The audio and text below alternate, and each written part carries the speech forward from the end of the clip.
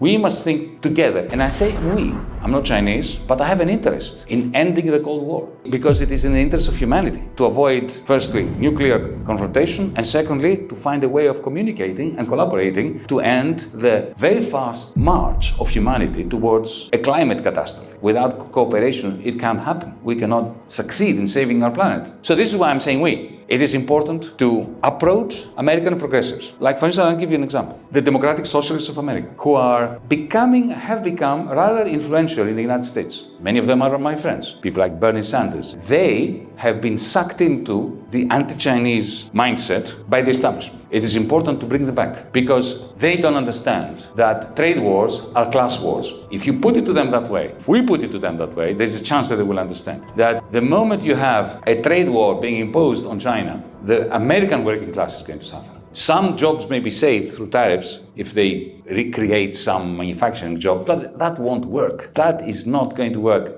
It is not a situation where, you stop a few BYD cars from coming to the United States and suddenly there will be more manufacturing jobs in Ohio. That is idiocy. But we need to convince the progressives in the United States that their interests are in de-escalating the new Cold War between the United States and China. Because we are being quick-marched towards the precipice of a nuclear confrontation that the United States authorities knowingly are making a real possibility. And the question is why? The first question. And once we go through the analysis, then of course the second question, and of equal importance, is so what do we do about it? I enjoy very much placing American and British in particular journalists who are part of this propaganda machine, Financial Times, Guardian, Washington Post, placing them in a difficult position with a very simple question. Why? Why is the United States declaring essentially a new Cold War against China?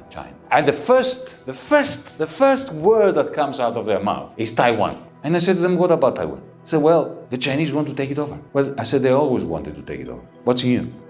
It was always the position of Beijing that Taiwan is a province of China.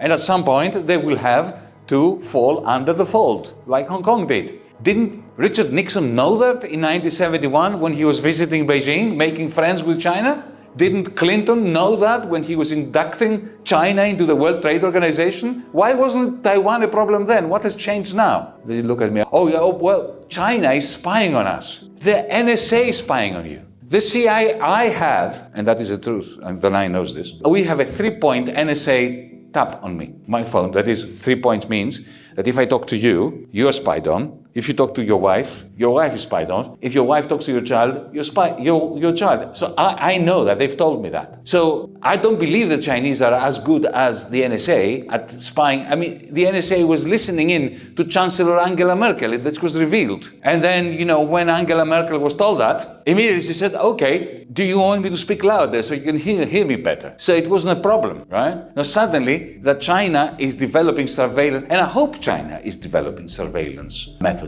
Because, if you're being spied on, you need to spy back on them. It's the only way. One of my great friends, and I'm very proud of that may shock some of you, is Julian Assange of WikiLeaks. And Julian Assange, a very brave man, said to me once that, what do you do with Big Brother? How do you stop Big Brother? Well, what you do is you develop the technology so that you spy on him while he's spying on you. So counter-surveillance is the only way of dealing with surveillance, so that they know that you know that they know. This is essential for maintaining any degree of autonomy. So I hope China is developing its capacity to counter the surveillance of the NSA. And it's a joke. The people in the NSA are laughing their heads off when they hear journalists from the Wall Street Journal saying that the reason for the new Cold War is that China is spying on the Americans. And then I hear other idiotic answers like, the Chinese are building naval vessels, they are projecting naval power. Well, I will believe this. Of course, you're building naval vessels. You're expanding your economy, you're expanding your capacity to project your own power. That is essential. That's what every country must do if it respects its own interests. But I'm going to be worried about Chinese imperialism when I see Chinese vessels outside San Diego and Los Angeles and Chinese army bases next to El Paso on the US-Mexican border. Until we see that, It is ludicrous. You just look at the map of the Pacific and you see American bases everywhere creating choke points for China. And this is their official policy for 40 years.